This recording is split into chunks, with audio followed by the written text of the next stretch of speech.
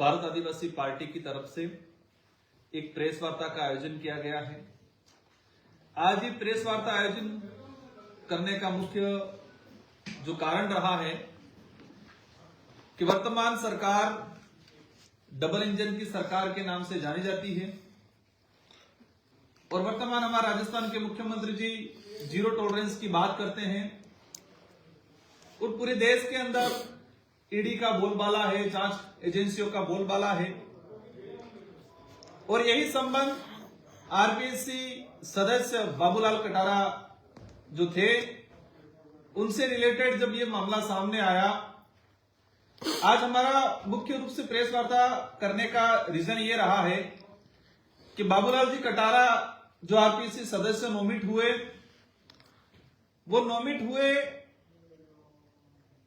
नवंबर, शायद 15 अक्टूबर 2020 में, और बनने के बाद कुछ समय बाद ही चर्चा में आए। चर्चा में इसलिए आए कि एसआई भर्ती पेपर लीक हुआ और एसआई भर्ती का जब खुलासा हुआ, एसआई भर्ती के साथ साथ अन्य भर्तियों का भी खुलासा हुआ।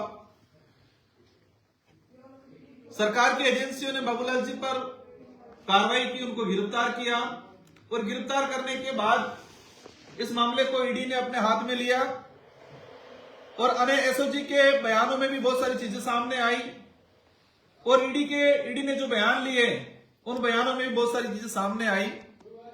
इसमें मूल रूप से सामने आया कि बाबूलाल जी की जो नियुक्ति हुई वो किन नेताओं की अनुशंसा पे हुई। नियुक्ति होने के बाद बाबूलाल जी कटारा से कितने नेताओं ने संपर्क किया और पेपर लीक जो प्रकरण हुआ, उस पेपर लीक प्रकरण में कितने नेताओं का रोल रहा, कितने नेताओं ने इनकी अनुशंसा पे पैसा लिया, पेपर लेने का काम किया, यह लंबे समय से चर्चा में आ रहा है। भारत आदिवासी पार्टी की तरफ से सवाल है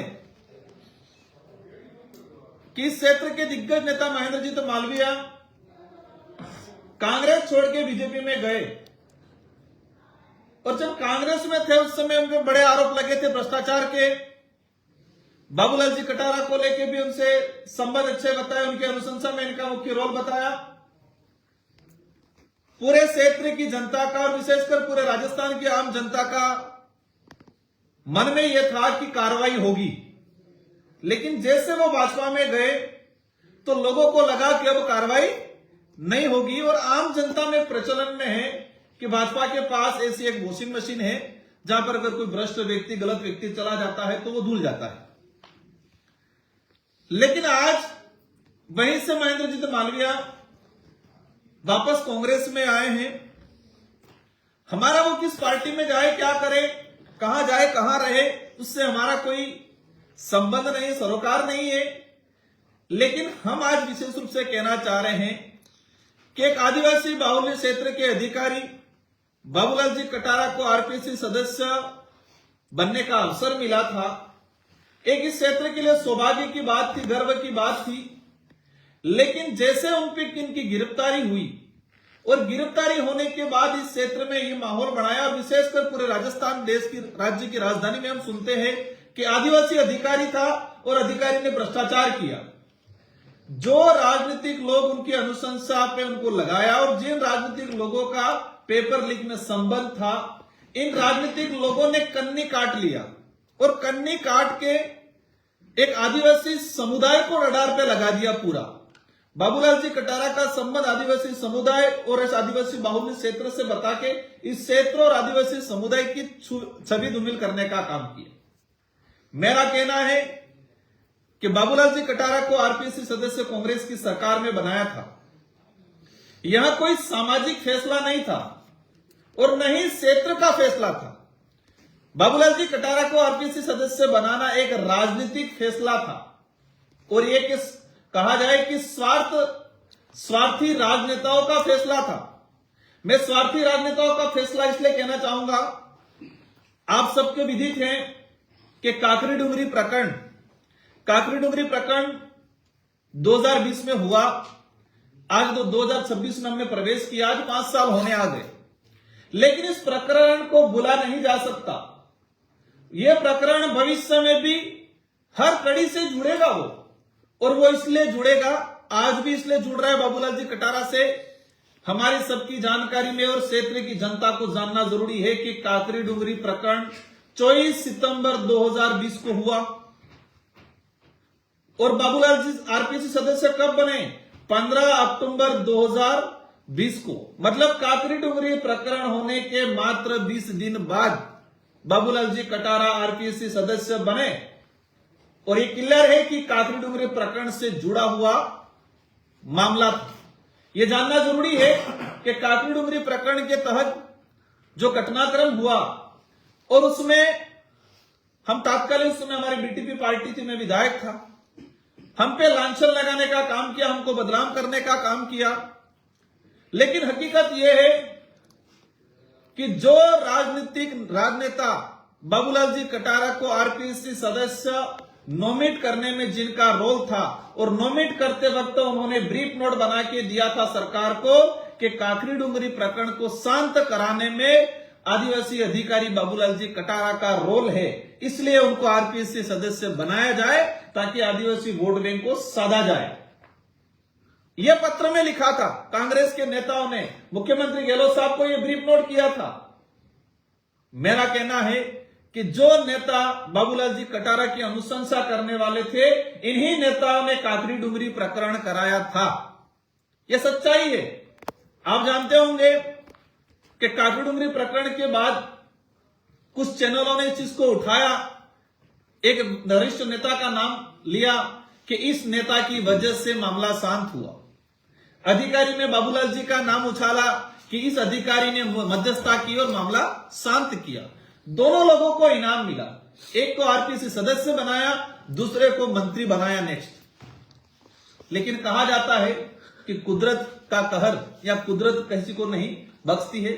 आज हमारा जो सवाल है, आज हमारा जो कहना है कि यह आदिवासी समुदाय की छवि धूमिल करने का काम किया जा रहा है, और जो नेता इसमें इन्वॉल्व थे वो साइड में हट रहे हैं, अपने छवि सुधारने में लगे हैं।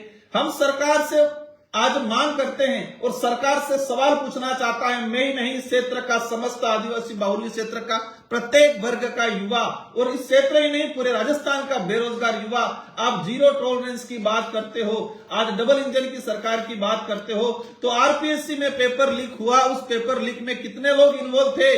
बाबूलाल जी ने स्वयं ने कहा है कि इन नेताओं की अनुशंसा पे लगा और इन नेताओं ने मेरे से पैसा लिया। तो ये सरकार इन नेताओं पे कार्रवाई क्यों नहीं कर रही है? यह भी सवाल उठता है कि आरपीसी क्या एक सदस्य मात्र इन्वॉल्व था? क्या अध्यक्ष से लगा कि दूसरे सदस्य इन्वॉल्व नहीं थे? उसी दौरान एक चर्चा में फिर आया, आरपीसी सदस्य थे मंजू शर्मा जी, उन्होंने इस्तीफा दे दिया, उनका भी नाम उजागर हुआ। कांग्रेस के प्रवक्ता थे हमारे बांसवाड़ा के, इनका संबंध साथ में बताया एसओजी की जांच में भी सामने आया। लेकिन एक चीज देखा गया कि ये पेपर लीक जो प्रकरण जो था, जो गिरोह लंबे समय से काम कर रहा है और वर्तमान में भी हो सकता है कुछ हद तक एक्टिव हो, लेकिन इस सारे का ठीकरा एकमात्र आदिवासी अधिकारी बाबूलाल कटारा पे फोड़ने का काम किया है। और बाकी जो लोग अधिकारी आरपीसी के मेंबर हो या अध्यक्ष हो और इन नेता जो इन्वॉल्व थे, उन सारे नेता साइड में हट गए, बच गए, और एकमात्र आदिवासी अधिकारी को बलि का बकरा बनाने का काम किया गया है। हमारा कहना है कि जो नेता इन्वॉल्व थे कांग्रेस के, बीजेपी की सरकार, हो सकता है उस समय तो मालवीय जी बीजेपी में चले गए थे इसलिए आपने कार्रवाई रोक दी हो, अब तो आपको भी लात मार के चले गए कांग्रेस के अंदर, वापस भाजपा में चले गए तो इसलिए आपने कार्रवाई रोक दी हो। आज तो चले गए, तो मैं चाहूंगा कि डबल इंजन की सरकार इस क्षेत्र में जो फर्जीवाड़ा हुआ था, पेपर लीक, ऐसा ही भर्ती अकेले का मामला नहीं है, लाइब्रेरियन भर्ती में हुआ, शिक्षक भर्ती में हुआ, कई अनेक साक्षात्कार इंटरव्यू के अंदर फर्जीवाड़ा हुआ है। इन सारे का खुलासा होना चाहिए। ये वही नेता हैं जिन नेताओं ने आदिवासी बाहुल्य क्षेत्र में 2013 की अधिसूचना लागू करके रिजर्वेशन पॉलिसी लागू की, 2016 में संशोधित अधिसूचना आई। इन नेताओं ने इस क्षेत्र के आदिवासी युवाओं का आरक्षण बेचने का तो काम किया ही था, लेकिन बाबूलाल जी के कंधे पे बंदूक रख के नौकरियां बेचने का भी काम उन्होंने किया है। जो स्वच्छ छवि के साथ मेहनत का युवा था, जो मेहनत कर रहा है, बेचारा गरीब घर से उठ के आ रहा है, अपनी जमीन जेवरात गिरवी रख के पढ़ रहा है, ऐसे युवाओं का हक छीनने का काम किया है नेताओं ने। इनका खुलासा होना चाहिए। और इसलिए हम कई बार कहते हैं कि इस क्षेत्र के अंदर विचारधारा कोई रही नहीं है। भारत आदिवासी पार्टी एक मजबूत विचारधारा के साथ खड़ी है, लेकिन यहां पर कांग्रेस और बीजेपी की कोई विचारधारा नहीं है और इंटरनली एक होके लिए लोग काम करते हैं। आपने देखा होगा पिछला जिला परिषद का चुनाव कांग्रेस बीजेपी एक हुआ, अभी कांग्रेस में गए, कांग्रेस से बीजेपी में गए, बीजेपी से कांग्रेस में आ रहे। तो इस क्षेत्र को लूटने का काम किया है। तो भारत आदिवासी पार्टी इसका खुलासा करना चाहती है और सरकार से मांग करती है कि बाबूलाल जी कटारा की अनुशंसा करने वाले कितने नेता थे, इन नेताओं पे कार्रवाई हो। ईडी के बयान में आया है, बाबूलाल जी ने स्वयं ने कहा है कि मेरी जान का खतरा है। बाबूलाल जी को किससे जान का खतरा है? हमारा जहां तक मानना है कि बाबूलाल जी के इस बयान पे गहनता से जांच होनी चाहिए और जिन लोगों ने इनकी अनुशंसा करके लगाया है, जिन लोगों का उनका कनेक्शन था, जहां जहां पेपर गए हैं, इन सारे का खुलासा होना चाहिए इस सरकार में। अगर भाजपा सरकार, राजस्थान के मुख्यमंत्री भजन लाल जी इसका खुलासा नहीं करते हैं तो इन पे भी सवाल उठेगा और आपको जीरो टॉलरेंस की बात करने का कोई अधिकार नहीं है इस क्षेत्र के अंदर। आपको भ्रष्टाचार मुक्त राजस्थान करने की कोई सवाल नहीं है। आपने सरकार में आए, सरकार में भाजपा एक बात पे आई थी कि राजस्थान में फर्जी कांग्रेस पे लांछन लगाए थे कि पेपर लीक हो रहे हैं, पेपर बेचे जा रहे हैं और युवाओं की बात करके ही राजस्थान सरकार में भाजपा की सरकार आई और भाजपा की सरकार आने के बाद चुप बैठी है, मुख्य मुद्दों से भटकाने का दूसरा काम कर दिए। तो हम चाहेंगे कि सभी एक ही थैली के चट्टे बट्टे हैं। दूसरा, आज हमारा जो विषय है आदिवासी बाहुल्य क्षेत्र के अंदर और विशेषकर उदयपुर में यूडीए की जो तानाशाही, यूडीए का जो बुलडोजर को लेके काफी चर्चा में रहता है। हर 2-3 दिन में कोई न कोई प्रकरण होता है। कभी किसी का घर उजाड़ा जाता है, किसी का परिवार उजाड़ा जाता है, कभी पूरी कॉलोनी उजाड़ दी जाती है। इसको लेके हाल ही एक हाईकोर्ट का फैसला आया और इस फैसले में यह सामने आया कि हाईकोर्ट ने फैसला इसलिए दिया कि इस क्षेत्र से कई नगरपालिका क्षेत्र के लोग गए थे, हाईकोर्ट में याचिका दायर की थी। याचिका का बेंच बनाया था। हमने पिछले 3 साल पहले 2022-23 के अंदर संविधान के जो प्रावधान है अनुच्छेद 243 और अनुच्छेद 243 में यह प्रावधान है कि अनुसूचित क्षेत्र के अंदर अगर आप नगर निकायों का निर्माण करते हो, गठन करते हो या विस्तार करते हो तो आपको 5वीं अनुसूची जो अनुच्छेद 244 जो है उसके विशेषाधिकारों को ध्यान में रखते हुए आपको नगर पालिकाओं का गठन करना है। यह संविधान के अंदर प्रावधान। इसी प्रावधानों के तहत मेरी विधानसभा, पूर्व विधानसभा 84 के अंदर सिमड़ा था, वहां नगर पालिका जबरदस्ती घोषित किया। हम हाईकोर्ट गए और हाईकोर्ट में हमने इसी का हवाला दिया कि संविधान के अनुच्छेद 243(1) के तहत अनुसूचित क्षेत्र में नगर पालिकाओं का निर्माण करना असंवैधानिक है। यह मैं नहीं कह रहा हूं, संविधान कह रहा है। हाईकोर्ट ने इसको माना। हाईकोर्ट ने सरकार को नोटिस जारी किया। सरकार को पूछा 2023-22 के अंदर कि क्या अनुसूचित क्षेत्र में मैसा कानून लागू है। इसमें 2 चीजें हैं, हमें समझने की जरूरत है कि कोई भी सामान्य क्षेत्र का कानून अगर अनुसूचित क्षेत्र में लागू करते हैं तो राज्यपाल महोदय को अधिकार है कि उस कानून को लेकर अपनी टिप्पणी करे या अध्यादेश जारी करे। राज्यपाल महोदय स्वतंत्र हैं टीएससी से परामर्श लेके कि यह कानून सीधा रूप से लागू होगा या इसमें कुछ विशेष प्रावधान या इंप्लीमेंटेशन या मॉडिफाई करके इसको लागू करेंगे। तो सरकार को पूछा क्या मैसा कानून लागू है, सरकार ने कहा नहीं लागू है। सरकार को पूछा क्या अनुसूचित क्षेत्र में बिना मैसा कानून के नगर पालिका का निर्माण हो सकता है, सरकार ने कहा नहीं हो सकता है। विधि विभाग से टिप्पणी आई और फैसला पक्ष में आया और उस समय 6 से 7 नगर पालिका हमने निरस्त कराई।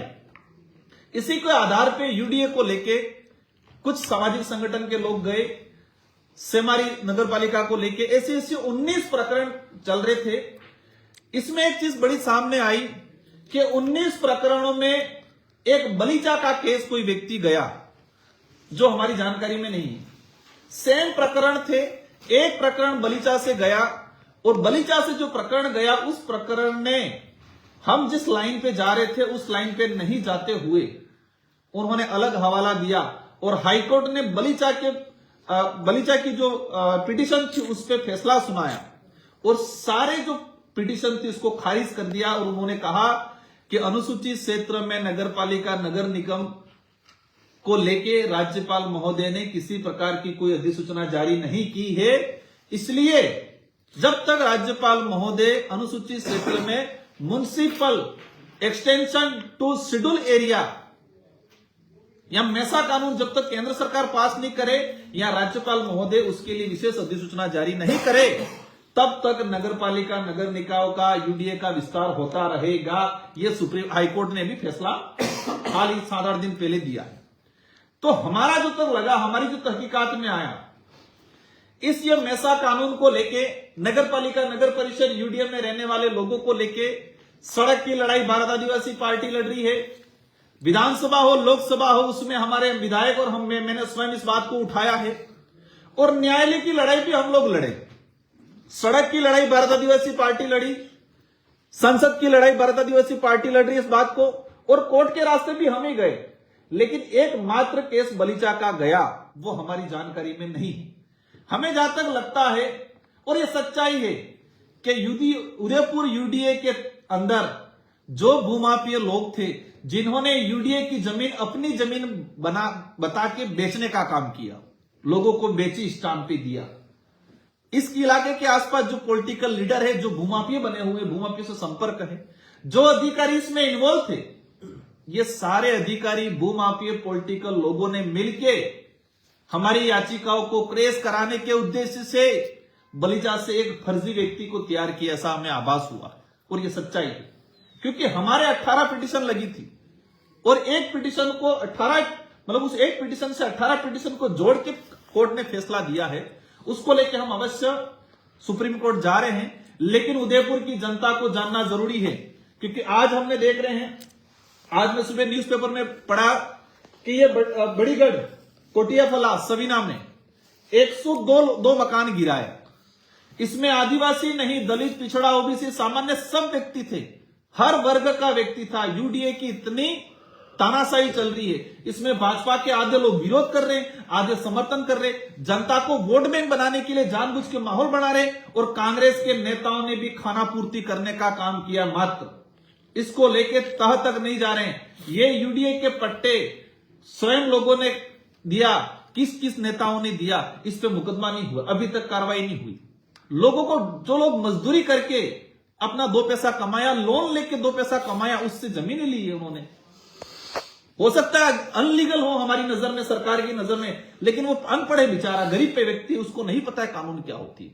तो उदयपुर में जो जमीनों का खेल हो रहा है और हाईकोर्ट का जो फैसला आया है उसको लेके हम अवश्य सुप्रीम कोर्ट जा रहे हैं।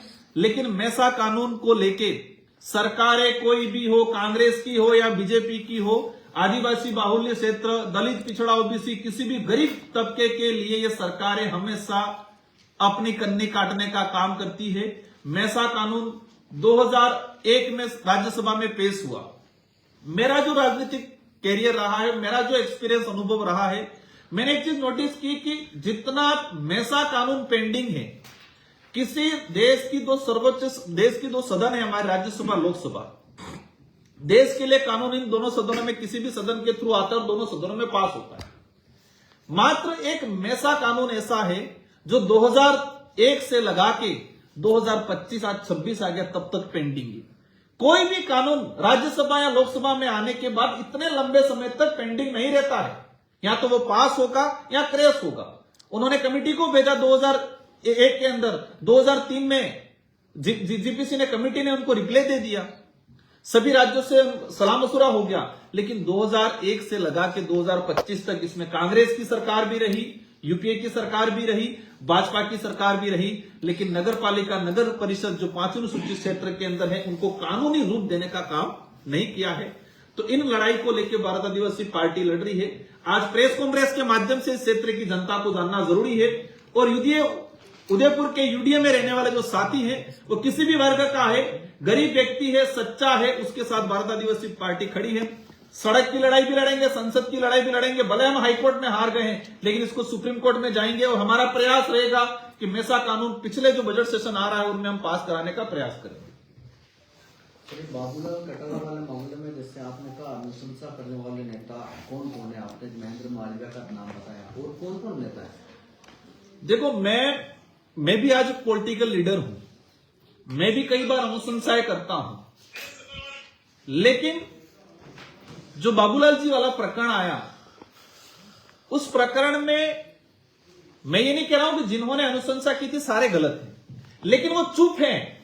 वो चुप है इसका मतलब गलत है, क्योंकि उनका न्यूज़पेपर में नाम आया है। बाबूलाल जी ने ईडी को बयान दिया है, ईडी के बयानों में नाम आया है। इसमें रघुवीर जी यहाँ के जिलाध्यक्ष बनाए, उनका नाम है। दिनेश जी खोड़निया का नाम है, पूर्व जिलाध्यक्ष का नाम है। अर्जुन बामणिया जी का नाम है। सारे नेताओं का नाम है। कांग्रेस के जितने जो नेता थे, इन सारे नेताओं का नाम है। और ये वही नेता है जो नेताओं ने काकरी डुंगरी प्रकरण कराया। ये वही नेता है जिन्होंने 2013-16 के अंदर अधिसूचना जारी करी, क्षेत्र का आरक्षण खत्म, युवाओं का आरक्षण खत्म करने का काम किया, जिन्होंने पेपर लीक में पूरा प्रकरण है। हमारा एक ही सवाल है कि एक मात्र आदमी को बलि का बकरा बना के आपने अंदर करवा रखा है। आप उनके नाम, उसके नाम जुड़े हुए, आप बच रहे हैं और छवि बना रहे हैं आदिवासी समाज की। जयपुर में चर्चा हो रही है कि आदिवासी समाज का अधिकारी था, भ्रष्ट था, लेकिन इस अधिकारी को लगाने के पीछे कौन लोग थे, यह जानना जरूरी है। नहीं तो बाबूलाल जी को ये कहना चाहते हैं कि बाबूलाल जी को काकरी डुंगरी कांड का इनाम दिया सरकार ने? हाँ बिल्कुल, क्योंकि उस समय जो तात्कालीन जो सरकार थी, यहाँ के जो लोग थे, कांग्रेस के जो लोग थे, सत्ताधारी लोग थे, इन लोगों ने ही प्रकरण कराया। ये सच्चाई है। पुलिस की जांच में भी आया, लेकिन सरकार ने था इसलिए नहीं, हमारे पे ठीकरा फोड़ दिया पूरा। और वो जनरल वर्ग के यहाँ के लोगों को भड़काया कि बाप बड़े दंगा करते हैं, ये करते, खिरवाड़ा जला रहे थे, ये जला रहे थे। हाँ, ये जरूर एक आदिवासी बाहुल्य क्षेत्र के बच्चे थे, लेकिन हमने कभी ये नहीं कहा कि हम ऐसा करो। हम संवैधानिक रूप से उस काकरी डुंगरी प्रकरण को, पहाड़ी पे लोग शांतिपूर्वक बैठे थे, उस धरने को समर्थन हम कर रहे थे। आज भी ये बच्चे दर दर की ठोकरे खा रहे 1167 वाले। हमने कोर्ट में भेजा था बच्चों को, और उस कोर्ट के रास्ते से सड़क पर रास्ते लाने का काम ही कांग्रेस के नेताओं ने किया था उस समय। सर, आप जो है ये जंगल और जमीन बचाने की बातें सब लोग करते हैं, आदिवासी करते हैं। आज हमने देखा है कि जंगल खत्म हो चुके हैं, जमीनें जो है भूमाफिया या प्रभावशाली लोग आदिवासियों की खा रहे हैं, और जीवन भी खत्म होती जा रही है। इसको लेकर बृहद स्तर पर आप लोग कोई आंदोलन क्यों नहीं चला रहे?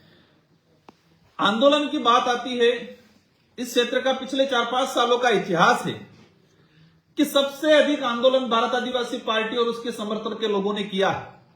लेकिन यह भी सच्चाई है कि जो विरोधी लोग हैं, जो भूमाफिया हो, पॉलिटिकल लीडर हो, और इन पॉलिटिकल लीडर और भूमाफिया से जो अधिकारी जो मिले हुए हैं, वो इन आंदोलनों को क्या कहते हैं? ये तो नक्सलाइट है, ये तो उग्रवादी है, ये तो ऐसे करते हैं। उस आंदोलन की छवि बिगाड़ने का काम करते हैं ये लोग। आपने देखा होगा, पिछले 5 सालों का इतिहास उठा के देख लो, सबसे ज्यादा आंदोलन भारत आदिवासी पार्टी ने किए हो। अरावली का मामला हो, एट्रोसिटी का मामला हो, जल जंगल जमीन का मामला हो, रिजर्वेशन का मामला हो, छुआछूत का किसी भी प्रकार का मामला हो, उदयपुर के अंदर भी हुआ। आज जिस तरह से शहर के अंदर दंडीबड़ा हो रहा है, आज क्या स्थिति बन रही? गटर का पानी घरों में जा रहा है। इंदौर के अंदर लोग मरे गटर का पानी पी के। इन बातों को लेकर भी हमने, भारत आदिवासी पार्टी ने लड़ाई लड़ी और आगे भी लड़ते रहेंगे। मालवीय जी ने कहा है कि वागड़ क्षेत्र में बाप पार्टी के बढ़ते हुए प्रभाव को रोकने के लिए वो कांग्रेस में आ रहे हैं फिर से, और उनके जो प्रभाव है बाप पार्टी का, उसको रोकने का काम करेंगे।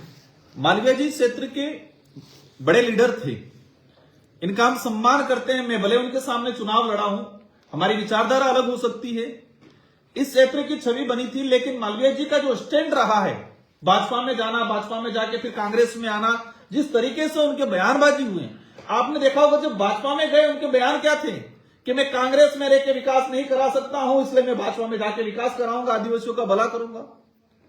आज वही जब कांग्रेस में आके कह रहे कि मैं भाजपा में रहकर विकास नहीं करा सकता, मैं कांग्रेस में आके विकास कराऊंगा।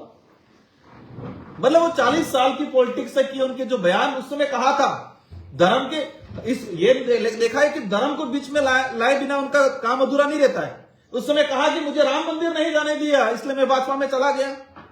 तो क्या आज कांग्रेस वापस राम मंदिर जाने के लिए कह रही है, या कांग्रेस कह रही है कि आओ विकास करते हैं मिलके? कांग्रेस के नेता अर्जुन जी बामणिया भी कह रहे थे कि उन्होंने यहां पर भ्रष्टाचार किया, 2-2 हजार का भ्रष्टाचार किया।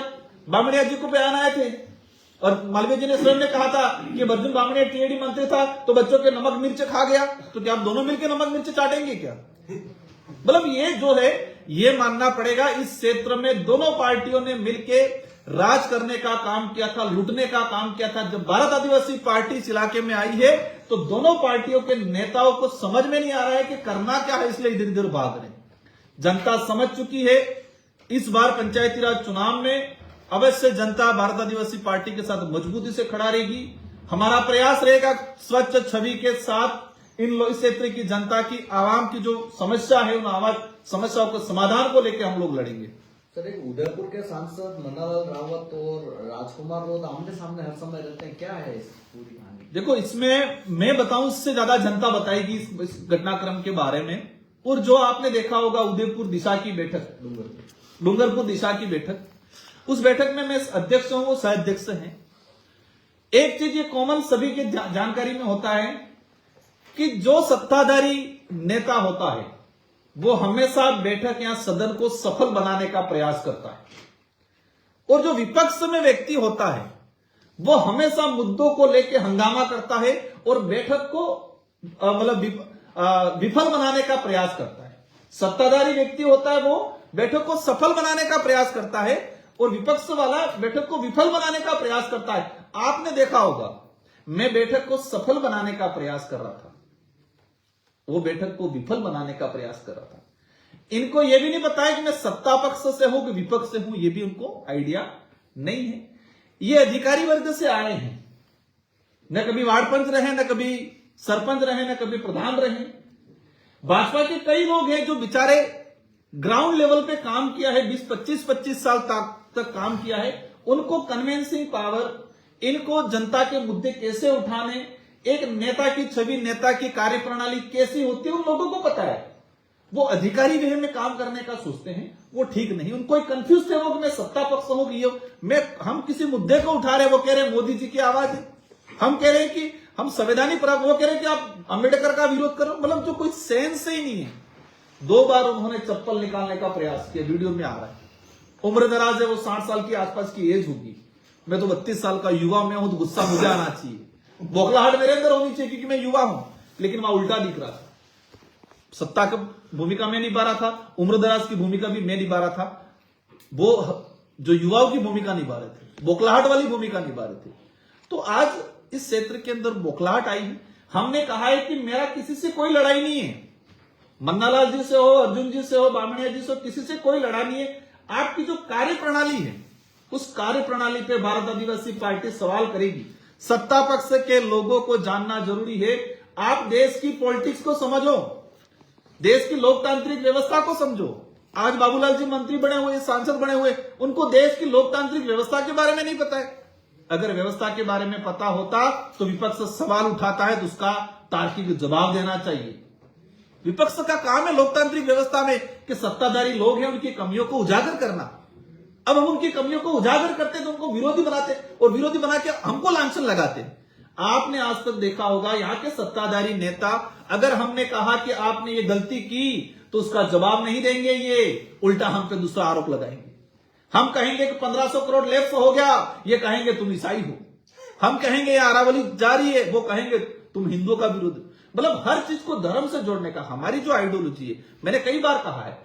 लेकिन सत्ता का जो वास्तविक मुद्दे हैं, इन मुद्दों से भटकाने के लिए हमेशा उनका प्रयास रहा है। उनको देश की लोकतांत्रिक व्यवस्था को समझने की जरूरत है। सत्ताधारी लोगों को विपक्ष के द्वारा उठाए गए जो मुद्दे हैं, इन मुद्दों को तार्किक रूप से जवाब देना को समझने की आदत डालनी चाहिए। रावत जी ने कहा है कि आपने अशब्द भाषा का प्रयोग किया और आपके एक विधायक ने उनको बाहर निकलने की धमकी दी।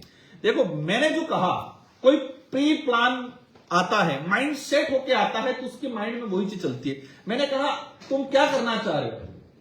तुम शब्द कोई अपमानित शब्द नहीं है। हमारी भीली भाषा लॉन्गेस्ट में कहते हैं तमें हो करा करो, तमें से शब्द शुरू होता है। तो मैंने कहा तुम क्या करना चाह रहे हो, तो उन्होंने कहा मेरे को तू बोल रहे हो। मैंने तुम कहा, जिसको तू बना दिया। वो चप्पल निकाल रहे हैं, तो हमारे विधायक जी ने कहा कि लड़ाई करनी तो बाहर आके करो, स्वाभाविक है। क्या सदन है, आपको लड़ाई करने का शौक है तो बाहर आके करो, स्वाभाविक वो बात बोली हमने। आपके उल्टे हाथ में पेन था और आपने उस पेन को सीधे हाथ में ले लिया। आखिर में आप आ चुके थे उस वक्त में। पेन को उल्टे हाथ में सीधे हाथ में लेना, तो पेन उल्टा था सीधे हाथ में ही लेंगे। तो उनका देखो कहीं कुछ भी कहे, लेकिन जनता देख रही है, जनता ने ब्रीफ किया कौन सही है कौन गलत है, और सारी जनता देख रही है, समझ रही है, उसका जवाब भी आने वाले समय में लोगों को मिलेगा। कल ही एक सांसद साहब का बयान आया है कि मीडिया रिपोर्ट आ रही है उनके पास कि बाप पार्टी जल्द समाप्त होने वाली है। इनके पास पता नहीं कौन सा मीडिया है, विचारधारा कभी खत्म नहीं होती। ये जरूर हो सकता है कि कभी हारे जीते, ये बात जरूर हो सकती है, लेकिन भारत आदिवासी पार्टी की मानव मूलक प्रकृतिवादी विचारधारा पे चलती है। और जहां तक हमारा मानना है कि इस देश के अंदर 3 से 4 बड़ी विचारधारा है। दक्षिणपंथी विचारधारा, कांग्रेस के लिए कहा जाता है मध्यस्थता विचारधारा, कॉमरेड विचारधारा। भारत आदिवासी पार्टी की मानव मूलक प्रकृतिवादी विचारधारा है, और हमारा जहां तक मानना है कि भविष्य में ही हम रहे या नहीं रहे, ये विचारधारा कभी खत्म नहीं होगी। ये लोग मेरे सत्ताधारी लोगों से कहना है, हमारा ये आप दिमाग से निकाल लो, हम आपके दुश्मन हैं, हम आपके दुश्मन नहीं है, हम आपके शुभचिंतक हैं। क्योंकि आप जिस पद पे बैठे हो, उस पद पे रहते हुए आपसे जो गलतियां हो रही है, उन गलतियों का एहसास कराने का काम हम लोग कर रहे हैं। आपसे जो कमियां हो रही है, आपसे जो भ्रष्टाचार हो रहा है, आपके विभागों में गलत हो रहा है। टीएडी मंत्री जी बाबूलाल जी के कमिश्नर के फर्जी साइन होकर, उनके फर्जी साइन होकर पैसा उठ गया, उस पर जांच नहीं हुई, उस पर मुकदमा दर्ज नहीं हुआ। मतलब क्या क्या हो रहा है, 1500 करोड़ रुपया लैप्स हो गया, मंत्री जी को पता ही नहीं चला। तो ऐसी चीजें हम जब बोलते हैं, तुमको लगता है हम विरोधी नहीं, हम शुभचिंतक है, इस क्षेत्र की जनता के शुभचिंतक है हम लोग। आने वाले समय में पंचायती राज चुनाव होने वाले हैं, नगर निगम उदयपुर में भी आपके कैंडिडेट उतारने का कोई हमारा प्रयास रहेगा, स्वच्छ छवि के कैंडिडेट हमारे पास आएंगे तो अवश्य इस क्षेत्र के अंदर भी हम उम्मीदवार उतारेंगे। ज्यादा तो नहीं हो गया समय।